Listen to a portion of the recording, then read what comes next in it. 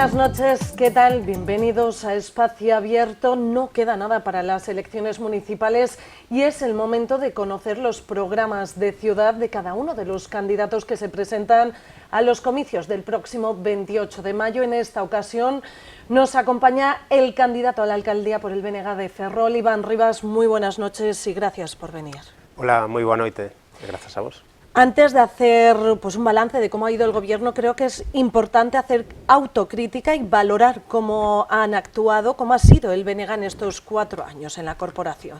Bueno, creo que o noso traballo foi un traballo constante e coa vontade de ser constructivos para sacar adiante unha cidade que creo que se merece moito máis, se merece un goberno local con capacidade para resolver moitas das súas deficiencias, tanto as que podemos ver cada día nas rúas da cidade, como os problemas de carácter máis estructural que leva anos padecendo en relación á xestión dos servizos municipais, a falta de emprego, a vivenda no seu estado no que se atopa e a posibilidade de acceso a ela, a necesidade de dotar a esta cidade de espazos verdes e unha mobilidade que garanta ese dereito aos veciños e veciñas desta cidade.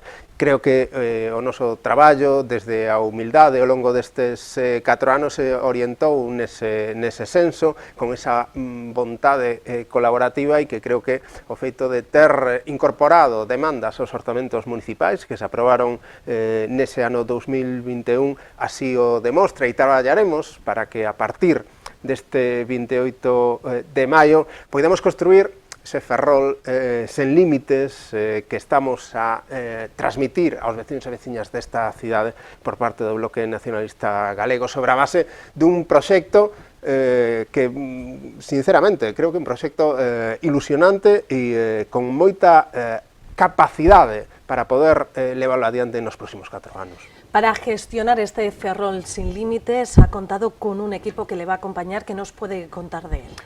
Bueno, creo que é un equipo extraordinario desde moitos aspectos. Hai xente que se ten adicado durante décadas a traballar no ámbito cultural, algo que creo que esta cidade adoece dun proxecto político que defina unha política cultural, que a política cultural sexa algo máis que programar eventos máis ou menos atractivos, que nos poidan parecer máis ou menos agradables de visualizar en función dos nosos gustos. Temos que ter política cultural, persoas que levan loitando moitísimo tempo para resolver os grandes problemas sociais que existen nesta cidade.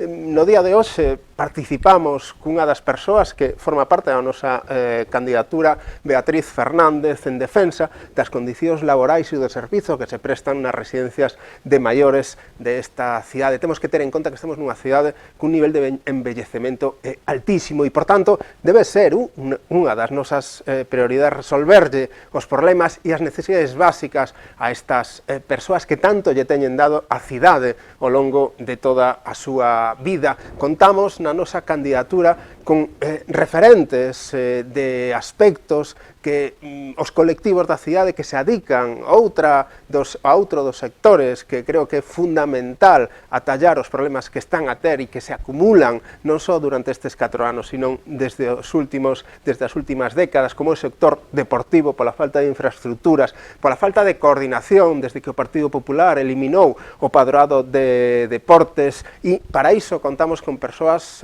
como Jorge, que é o director técnico do Clube Natación Ferrol desta cidade, e acompáñanme nesa candidatura persoas relevantes e que forman parte da organización política do BNA, que levan anos traballando. A propia María do Mar López, que durante estes 4 anos fixe un traballo extraordinario desde o propio Concello de Ferrol, Roberto Montero, Pilar Lozano, Mercedes Tobío, e ademais de todas estas persoas incorporamos a un nutrido grupo de xente nova, e creo que é fundamental que contemos con a xente nova para construir ese Ferrol do futuro. Xente nova que decidiu quedarse en esta cidade, decidiu permanecer na cidade nas que eles queren estar e construir o seu proxecto de vida desde aquí. É fundamental ter en conta a súa opinión, ter en conta a súa participación e poder construir con todos eles un Ferrol de futuro, un Ferrol, como decía antes, sen límites. Un Ferrol señalaba una ciudad para vivir. ¿Cuáles van a ser los pilares básicos en los que se va a sentar su programa para que eso se convierta en un lugar en el que no tengan que irse? Bueno, eu creo que, cando menos, hai tres ideas que creo que deberían guiar o futuro desta cidade. A primeira é sentirnos orgullosos e orgullosas da cidade de Ferrol, non? Ferrol é unha cidade con unhas potencialidades inmensas. Temos un patrimonio arquitectónico, un patrimonio urbano excepcional e que necesitamos recuperar, tanto desde o punto de vista colectivo, con esas vivendas que podemos ver no barrio da Magdalena e que necesitan de maneira urxente un investimento forte para a súa recuperación e rehabilitación e poñela a disposición dos veciños e veciñas desta cidade, tendo en conta a demanda de vivenda e tendo en conta que a vivenda é unha das necesidades básicas que temos todos e todas. En Ferrol, o 27,8% das vivendas están infrautilizadas. Isto quere decir que ou ben están baleiras ou ben os seus propietarios e propietarias fan un uso secundario. Temos que poñer esas vivendas ao servizo das persoas e ao servizo da xente, pero elementos dese patrimonio singulares como a casa de Carballo Calero creo que son chave para ese futuro no cal poidamos contar con referencias para a propia cidade, para o propio barrio de Ferrolvello, pero para o propio país. Carballo Calero é unha persoa significada en todo o país e é unha das nosas grandes virtudes e unha das nosas grandes potencialidades que teremos que aproveitar xunto cun patrimonio medioambiental por recuperar de vales, montes, de rías, praias a norte e a sur que fan de Ferrol unha cidade extraordinaria e que xunto a actividades que xorden da propia sociedade como recentes maios de Canido ou como un coro que é o decano dos coros galegos como Toxos e Flores e que nos vincula de maneira directa á música tradicional galega, demostran que esta cidade é unha cidade excepcional e o que necesita é, en primeiro lugar, que nos sintamos orgullosos e orgullosas dela para despois proxectar todo ese orgullo na súa recuperación. Este é un elemento básico. O segundo é construir unha cidade saudable, unha cidade para as persoas, unha cidade donde poidamos facer que todos os barrios da cidade poidan estar interconectados a través de grandes zonas verdes e que permitan recorrela a través de unha mobilidade sustentable en bicicleta ou a través de percursos a pé, xunto a un transporte público, un transporte municipal. Necesitamos crear unha empresa pública de transporte. Creo que isto é unha demanda dos veciños e veciñas desta cidade desde hai décadas e a deriva adoptada desde hai xa décadas tamén, desde que o Partido Popular decidiu entregarlle a xestión dese servizo á Dirección Xeral de Mobilidade e que se xestiona a través de concesionarias precarizando ese servizo, é algo ao que temos que poñerlle fin e asumir esa competencia de maneira directa e garantirlle aos veciños e veciñas un dereito, que é o dereito á mobilidade. O propio Parlamento Europeo recoñece que, ademais da pobreza enerxética, a neutralidade climática xerará pobreza en mobilidade, é dicir, xente que non vai poder ir ao seu lugar de traballo ou ir ao seu lugar de estudo porque non teñen as condicións para poder desplazarse. Xunto a todo isto, a posibilidade e a necesidade de que Ferrol sexa unha cidade que temos que poñer por diante de calquer interese, creo que é o terceiro dos piares básicos do noso traballo en este Concello. Desde o BNG imos a dar a cara por esta cidade diante de quen sexa e cando sexa, sin importar a quen teñamos diante. Somos unha organización política sen ataduras, somos unha organización política que defenderemos esta cidade pese a quen lle pese, e para iso é fundamental que empecemos a falar de necesidades tan básicas como a conexión ferroviaria coa cidade da Coruña. Eu poño un exemplo, no ano 2008, nos orzamentos de Estado existía consignación orzamentaria para reducir os tempos de viaxe coa cidade da Coruña a menos de unha hora. Si nese momento esta cidade contase cun goberno local do Bloque Nacionalista Galego, eu estou seguro que eses investimentos serían unha realidade e a conexión coa cidade da Coruña sería moitísimo máis áxil e as frecuencias tamén. Resolveríamos un gran problema que temos a día de hoxe, que se acumula as deficiencias que teñen o transporte por estrada. Non podemos volver a perder unha oportunidade como esa. Por certo, o goberno local que paralizou aquel investimento estaba formado polo actual alcalde naquel momento coa responsabilidade de concelleiro de urbanismo.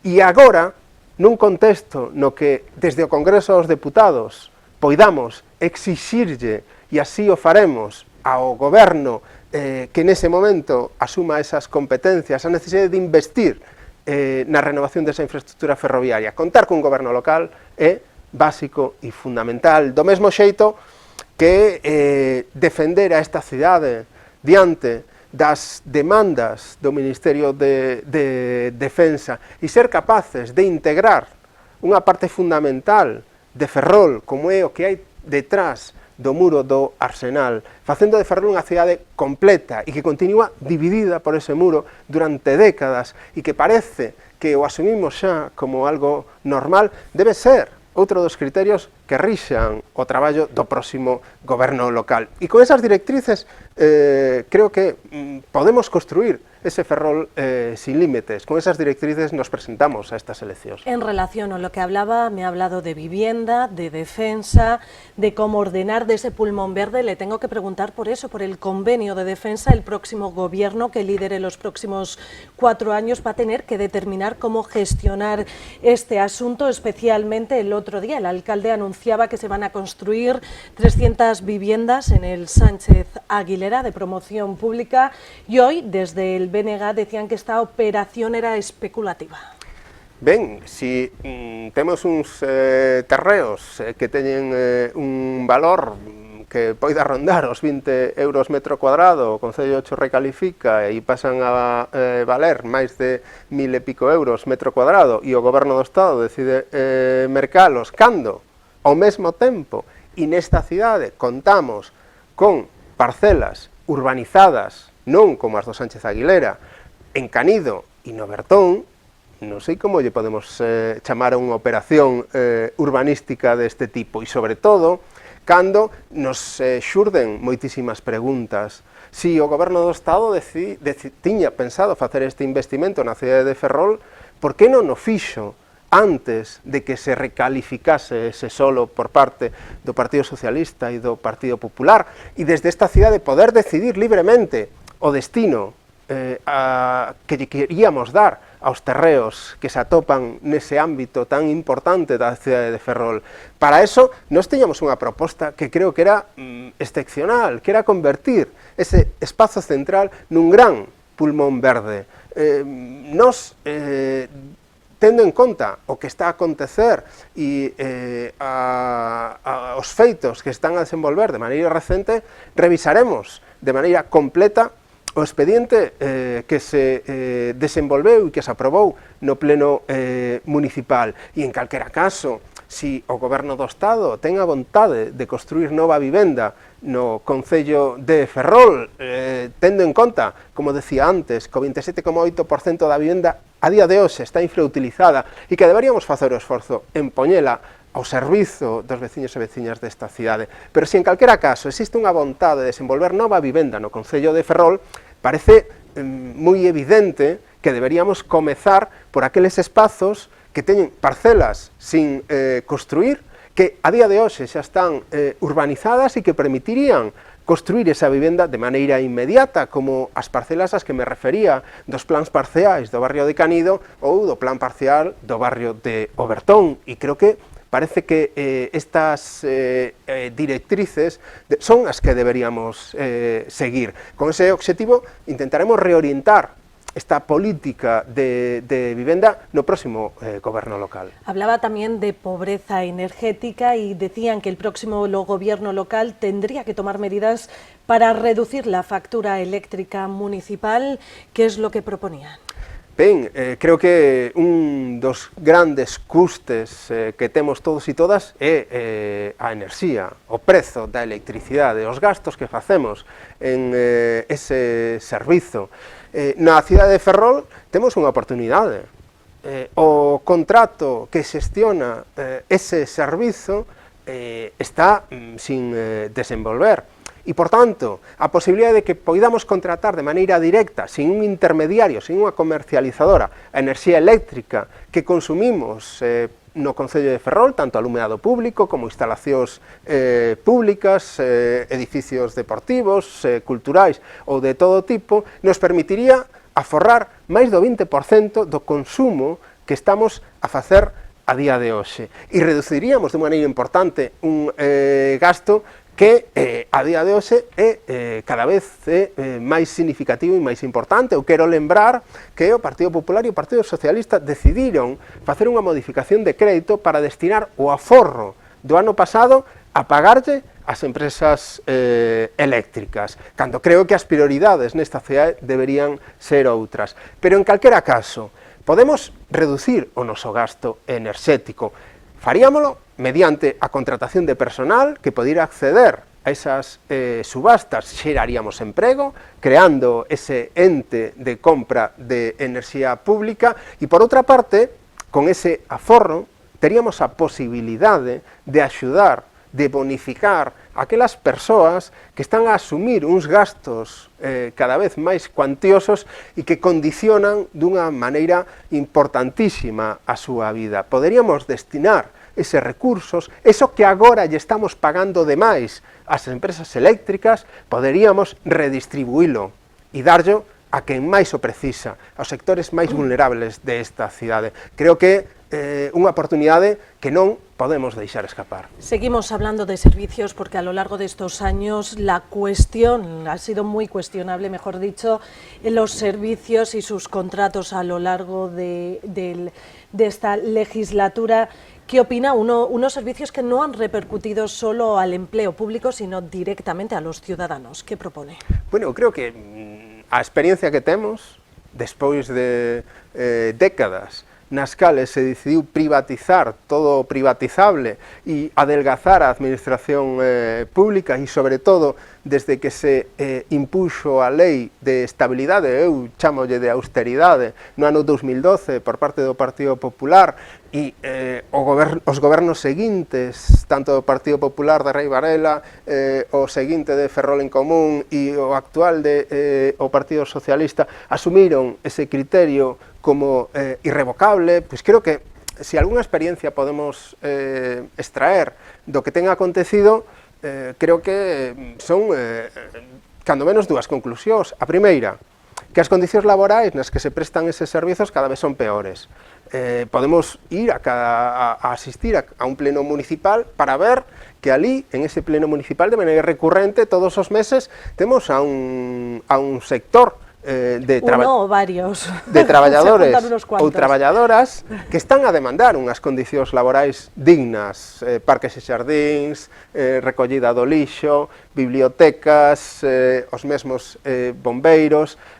Isto evidencia que as condicións laborais nas que se prestan estes servizos son deficitarias. O segundo, que o servizo cada vez é máis precario. Vemos que as demandas veciñais cada vez son maiores na zona rural porque non se desenvolven as rozas de maneira frecuente e en función das necesidades que teñen os veciños e veciñas da zona rural, o estado das rúas que vemos todos os días, cada un de nós, a limpeza dos espazos de toda a cidade.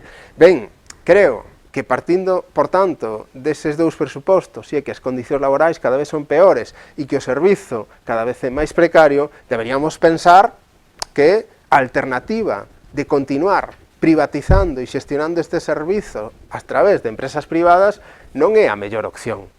E que, se queremos buscar unha solución, pasa por dotar do personal suficiente que desenvolva estes traballos e facelo de maneira directa, o cal nos permite que en situacións de emerxencia ou de urxencia poidamos decirlle, por exemplo, a veciños e veciñas da zona rural que non se preocupen, que no día seguinte iremos a desenvolver traballos de limpeza naqueles ámbitos que eles están a ver que se atopan nun estado avanzado de deterioro. Si temos que seguir xestionando este servicio a través de empresas privadas, é difícil que poidamos tomar estas decisións con esa axilidade. E, por tanto, xeraríamos emprego, melloraríamos as condicións de traballo desas persoas e o traballo que se desenvolvería sería moitísimo mellor e en función das necesidades que teñen os veciños da cidade. E, por tanto, creo que a solución é obvia. Temos que asumir a nosa responsabilidade e xestionar de maneira directa os servizos municipais que o Concello de Ferrol ten obriga de prestarlle aos seus veciños. Otro de los aspectos que señalaba anteriormente que le da mucha prioridad es al ámbito cultural. Se han reunido con personas y entidades culturales y hablan de una cultura sin límites para sacar a la luz las realidades culturales ocultas. ¿Qué es lo que propone? Bueno, creo que partimos dunha idea, e que Ferrol é unha cidade creativa. Ferrol é unha cidade prolífica e con unha capacidade de desenvolver proxectos culturais enorme. E parece obvio que están ocultos, están subsumidos nunha especie de nebulosa que é necesario sacar á luz. E empezar a pensar que a cultura non é exclusivamente ver, sino que a cultura é fundamentalmente facer. E, por tanto, pensar que a política cultural se ten que circunscribir a programar mellor ou peor actividades nos edificios municipais como o Teatro Jofre, o Auditorio ou o propio Torrente Ballester, temos que empezar a pensar que temos un tecido cultural riquísimo e que temos que apoialo e darlle os recursos para que poidan desenvolver ese traballo e facelo da man dunha administración como o Concello de Ferrol.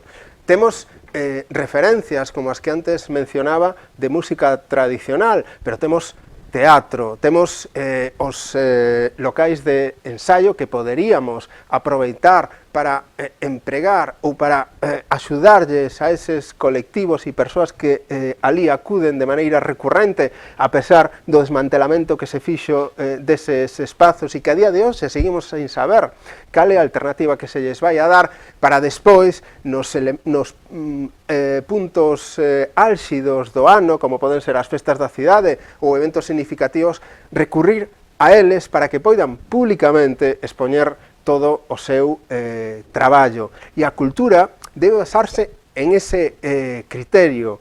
Primeiro, apoiar o que se fai para despois expoñelo de maneira pública. E creo que eso sería un cambio sustancial na política cultural desta cidade, non só destes últimos 4 anos, senón de anos anteriores. E insisto, pensando que o que temos nesta cidade é unha riqueza cultural excepcional. Si subiera a la alcaldía, si consiguiera el bastón de mando, ¿qué sería lo primero que haría? Bueno, creo que sería importantísimo empezar a pensar que a relación que temos que manter con outras administracións é unha relación de igualdade. É dicir, cando nos dirixamos á administración estatal, ao Ministerio de Defensa, ao Ministerio de Transportes, respecto da execución das infraestructuras ferroviarias, a autoridade portuaria respecto de que pague os tributos que ten que aboar polo peirao exterior, cando nos dirixamos a todas esas entidades, mesmo a Xunta de Galiza, temos que facelo en pé de igualdade. Até o de agora existía un criterio case que de sumisión e xerarquía, e ese criterio, esa maneira de relacionarse con outras administracións públicas nos está levando a unha situación que temos que romper.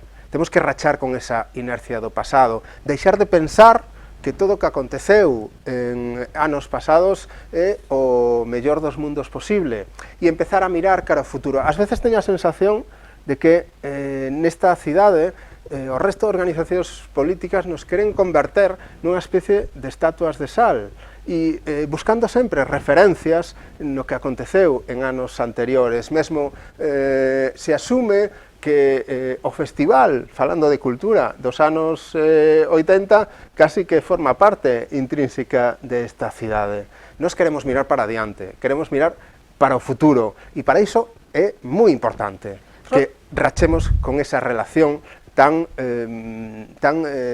perniciosa e establezamos canles de diálogo que nos permitan resolver problemas moi importantes, como os tributos municipais de entidades que non nos aboan, facía antes referencia a autoridade portuaria, pero o Ministerio de Defensa non tributa nesta cidade pola ocupación de máis do 20% do solo urbano deste concello. As infraestructuras ferroviarias é unha demanda de décadas, temos que resolver ese problema xa, e como digo, para iso é fundamental ter unha relación de igualdade e equidade.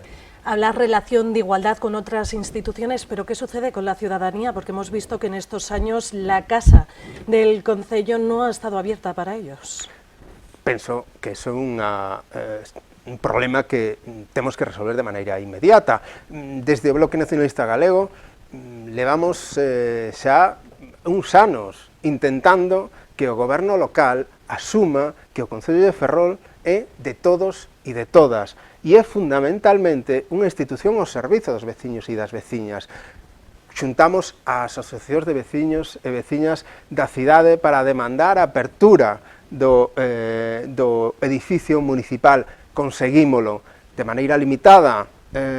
O acceso a día de hoxe segue a ser exclusivamente a planta baixa do edificio, pero temos que avanzar moitísimo máis. Temos que darlle a posibilidade á xente de participar, de que se integren as decisións que tomamos, de que os orzamentos participativos sexan unha realidade e de que as decisións non sexan decisións unilaterais, sino que sexan codecisións entre a ciudadanía que este informada e que desde esa información que lle poidamos facilitar desde a administración local poidamos establecer un diálogo para chegar a puntos de encontro. Creo que ese aspecto sería algo revolucionario en relación ao que ten acontecido na cidade de Ferrol ao longo dos últimos anos, pero a estas alturas do século XXI, xa no ano 2023, é imposible facer política de maneira autónoma e sin pensar nin mirar cara ao que están a facer os demais, os veciños e as veciñas, e os demais grupos políticos tamén.